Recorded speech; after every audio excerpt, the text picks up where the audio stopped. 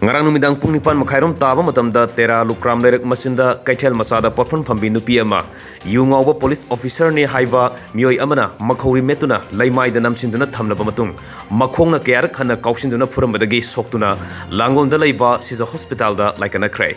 soklaba nupi adudi tera khurai jam laikai dagi ningthogjam mangol nganbi kawi masagi sahi humpumangarom sure mapuroi ba laikhidra hairi mahakpu phuramliba police ni haiba mioi aduna tera sapam lerektagi hawizam babu soba kawi Manipur Police Telecom Organization da SI oina thabak tawbani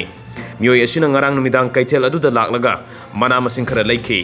yu ka hena ngaubadagi fereng ture ngangbadagi soklabi nupi aduna ibungo nang ngawra male yumda potharu ro haibadagi onsinduna makhori metlaga ihna hingtaba makhai phuram khibani hairi mahak logyam sabani nangumana yumda sangkhro haiba yabra nang hatkani haina law khongbagalonena laimai da taduna leirabi nupi aduda hanjin hanjin makhongna kauksinbadagi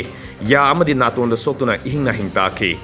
matam madu thengjilakpana amadi mi leitabana maning tamna phuram khibani laibak phabadagi kaithel aduda porpham phambi nupi ama lawba lakpa nupa amana thodok adu thengnabadagi soklabi nupi adu kalhokibani hairi